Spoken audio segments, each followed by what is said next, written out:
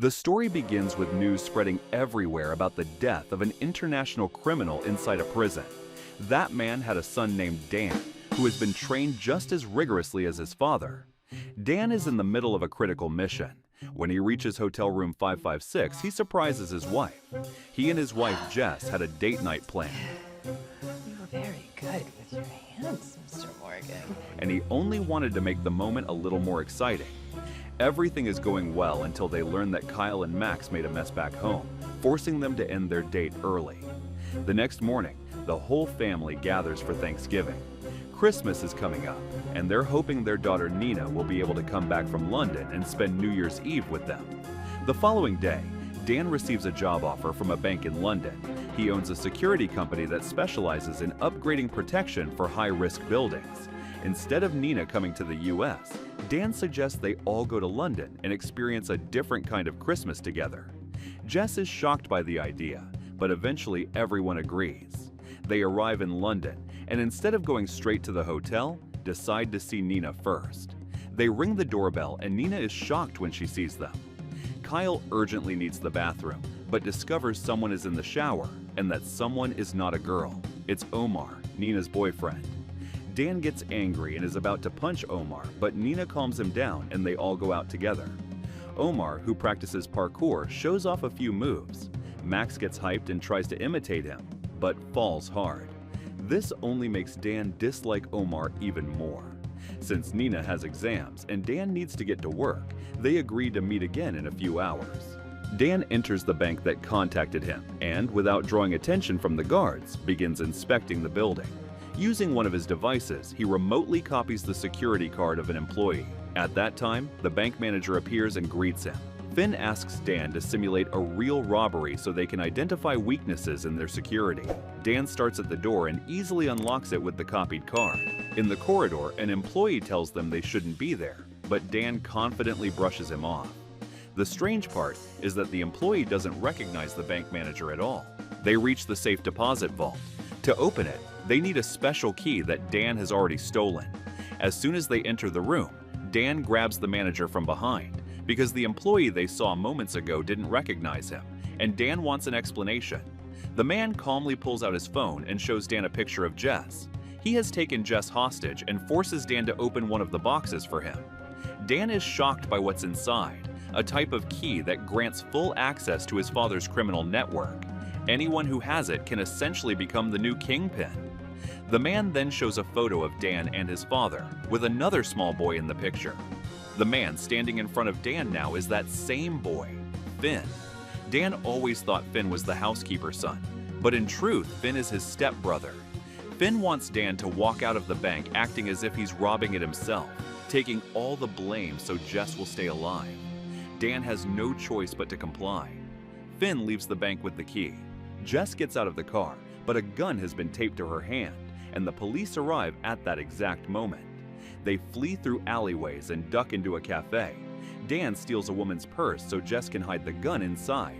Meanwhile, Finn opens the case in his car, only to find the key missing. Dan immediately calls Nina and explains everything. Nina throws all their phones into a trash bin, and they arrange to meet in a park. While escaping, Finn finds them, but they run into a mall, and Dan gets everyone onto a bus. Everyone on board is curious about what's happening. Then Finn enters the bus with a gun. He gives Dan 3 seconds to hand over the key. Dan attacks him, wrestles the gun away, and during the struggle throws the key out of the bus window. Finn rushes after it. Afterward, they all go to a restaurant.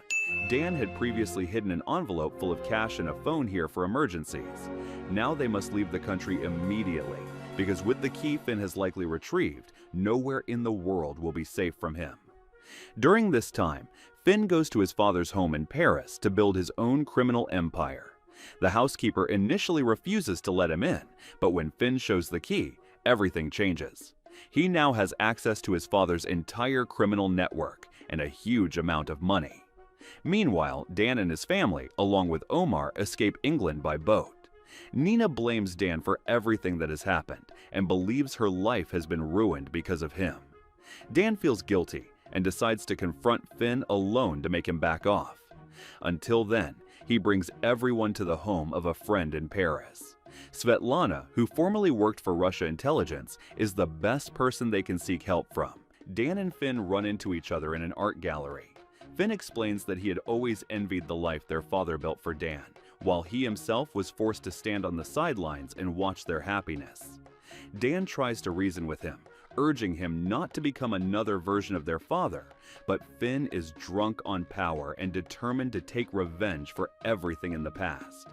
Dan warns him that if he ever comes near his family again, he will tear him apart. Finn returns home and orders 5 of his best assassins to take out Dan's family. At that moment, Dan and Svetlana are drinking together inside the house, but Dan suddenly becomes dizzy. Svetlana, overwhelmed with guilt, confesses that she put something in his drink because Finn has placed a bounty on Dan and the assassins are already on their way.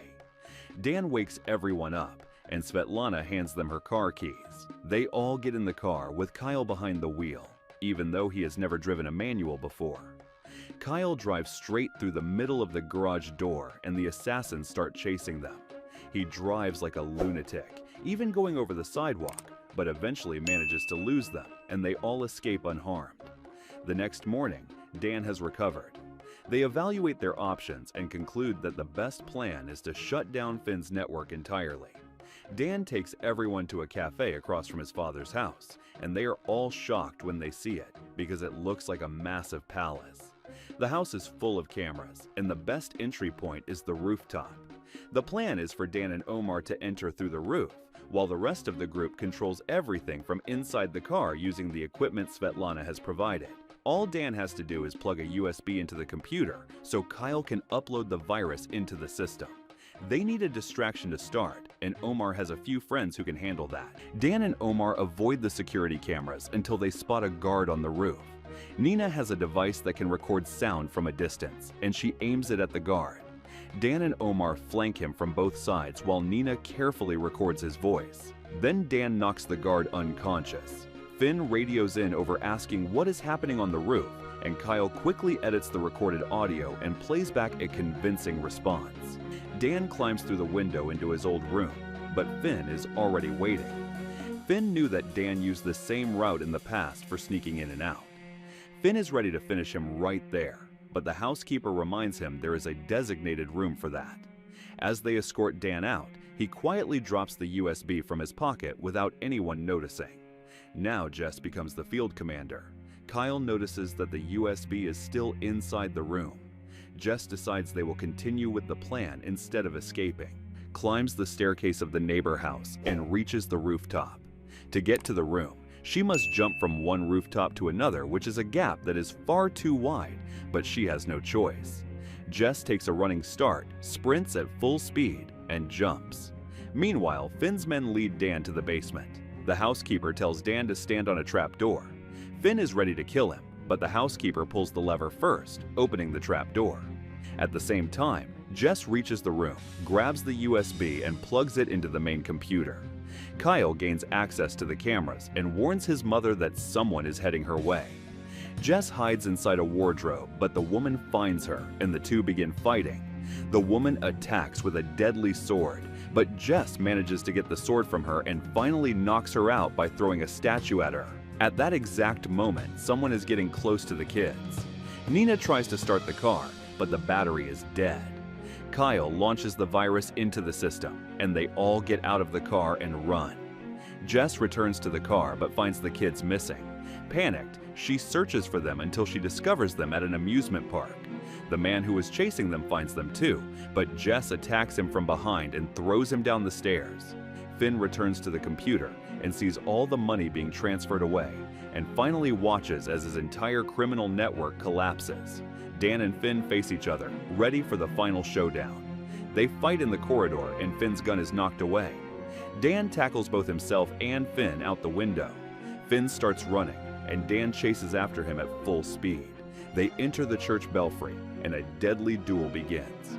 Dan takes a hard blow and is thrown down. Finn approaches to finish him, but Dan slams Finn's head into the bell and then wraps the rope around Finn's torso, throwing him off the ledge. Finn ends up hanging from the rope inside the church. Dan leaves the church and sees that his family is safe, but the police handcuff all of them and load them into a van. Finn is arrested as well. Just then, Omar arrives with his father. Omar's father is the General Secretary of Interpol. Eventually, they are all released and return to their normal lives. A month later, Dan visits his brother in prison. He brings him a gift and wants to fix their relationship because now they finally have plenty of time to be brothers, the way they should have been. Thanks for watching. If you liked the video, you know what to do.